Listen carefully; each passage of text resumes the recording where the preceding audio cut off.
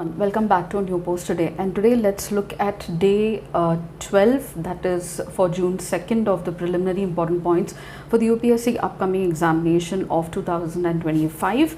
So let's start off with the first most important thing, something related to our elections itself, and that's about the conditions or the criteria that a political party needs to be to fulfill to be a national party. We have 6 national parties in the country, and they are recognized by the Election Commission of India.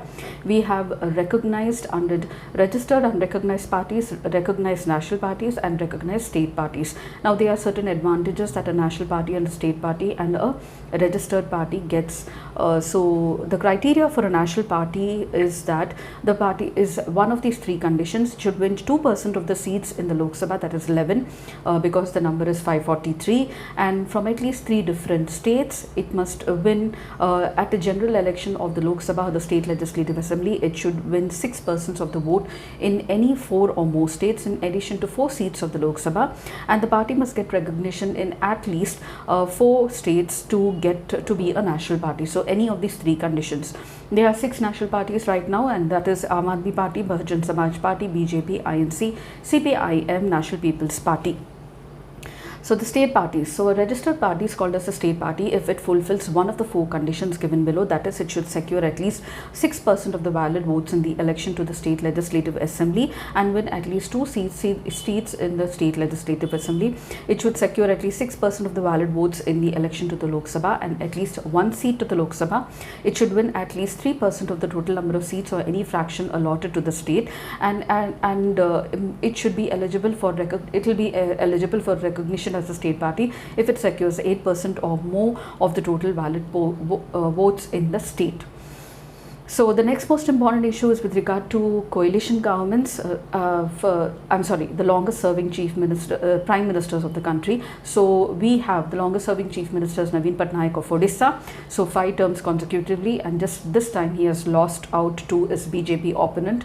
And we have the longest serving prime ministers beginning from Jawaharlal Nehru. He served for 16 years, 286 days from 1947 to 1964. We have Indira Gandhi for 15 years, 350 days from 1966 to 67, and then from 80 to 84. Narendra Modi for 10 years, 19 days. Manmohan Singh for 10 years, 4 days from 2004 to 2014, and Atal Bihari Vajpayee for 6 years, 80 days from 1996, once in 1996, and then from 1998 to 2004 when they got a full term. So the next most important is about the alliances or the coalition government that we had, because now the no party has got a absolute majority, and so they had to get into an alliance to form the government, the present NDA government, which is an alliance with the JDU, the Telangana, the TDP, and also Janasena Party, and another party from Uttar Pradesh as well. So the first coalition government was formed in 1977 when the Congress lost the elections. It was the party's first loss since independence, since 1947, and in 1977, after 2 years of imposition of the emergency by the then Prime Minister Indira Gandhi, she was defeated by an alliance called by the Janata Party, which included BJP's precursor, that is the Bharatiya Jana Sangh, and Morarji Desai became the Prime Minister after the Janata Party or JP's victory in election. Then again we had a coalition in 1979 to 80 where Charan Singh became the Prime Minister. Then you had in 1989 where it was for the first time no party or pre-poll coalition went a majority. And Rajiv Gandhi, the son of Indira Gandhi, went on to secure 197 out of 529, and then VP Singh, an ex-Congress person and finance minister, stitched together a new coalition under the National Front government under his former party, and then he went on to become the Prime Minister. And then we have in 1996, which is called as a 13-day coalition by BJP, and it is the first time that a single emerged as a single largest party for the first time in 1996, but only it could rule for 13 days, and the then Prime Minister was Vajpayee. 1998, when NDA was born again. NDA was born, that is the National Democratic Alliance was born when it stitched a coalition with Shiv Sena, All India Anna Dravida Munnetra Kazhagam or AIADMK, and the government lasted only for 13 months at that time. In 1999, again NDA coalition fulfilled a full term by Vajpayee, and also the coalition for Congress was called as UPA, United Progressive Alliance, in 2004 to 2014. So the first coalition government was in 1977. And yes, so the next most important issue for the day for June 2nd is regarding the dissolution of the Lok Sabha once the political party who wins the majority forms the government. So Article 83 of the Constitution says that the House of People, the term of the House of People is 5 years unless it is sooner dissolved, and it can be dissolved by the President on the recommendation of the Prime Minister.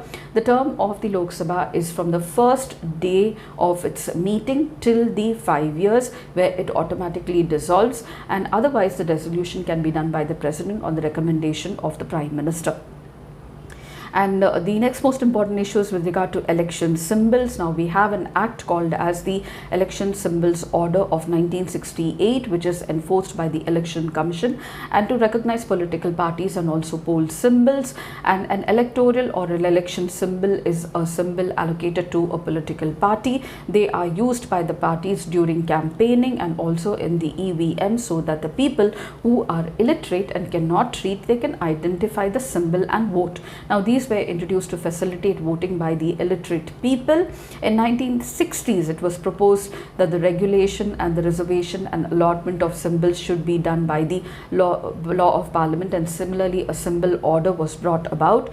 And in response, the Election Commission of India stated that recognition of political parties is supervised by the provisions of the Election Symbols Order of 1968. So the Election Commission registers the political parties for the purpose of elections and grants them the recognition as a state or a national party on the basis of the poll performance. The other political parties are simply declared as registered unrecognized parties. The recognition determines the right to certain privileges like symbols, provision of time for broadcasting on the television, radio, and also access to electoral rolls. Every national party and every state party is allotted a symbol exclusively for the use throughout the country and also the states respectively. And the next most important is with regard to EVM. Now the EVM is manufactured by BEL, Bharat Electronics Limited, and ECIL. So they were first trialed in 1982 election in Parur Assembly constituency of Kerala, and in 1989 the Representation of People Act permitted the usage of electronic voting.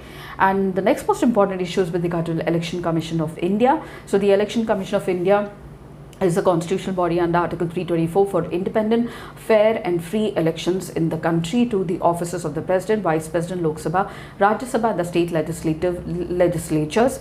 So we have a state election commission that conducts the elections to the local bodies, that is the rural and the urban local bodies. So recently changes have been made with regard to the appointment of the election commissioner and the other election commissioners. So the Parliament has brought in an act based on the order of the Supreme Court in March 2023, which includes the appointment of the Chief Election Commission, and the election commissioners is done by the President, but on the recommendation of a select committee headed by the Prime Minister, including the leader of the opposition in the Lok Sabha and also a nominated member of the Union Council of Ministers, and then the appointment is done by the President. So previously the committee included the Prime Minister, the leader of the opposition, and the Chief Justice of India. After the new act brought about in 2023, the Chief Justice of India has been replaced by a nominated member by the Union Council of Ministers.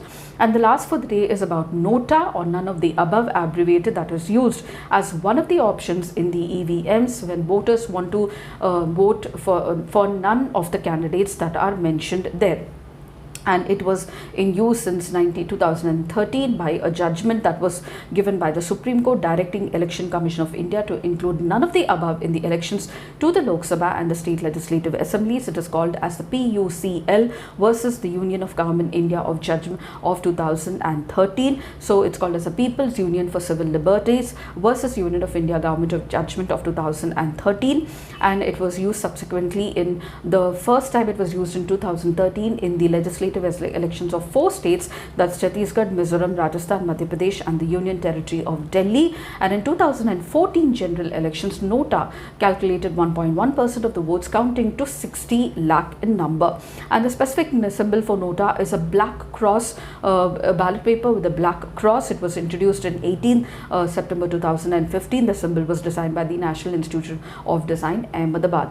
And recently in this polls, we have Indore counting the maximum number of both Nota votes. So this is about the most important issues for the June 2nd, day 12 of your most important topics for the UPSC Civil Services Preliminary Examination of 2025. I hope the above were really useful to you all. If you did, please do like, share and subscribe, and don't forget to comment at the end of the video, and I shall see you in my next post. Until then, it's very happy learning.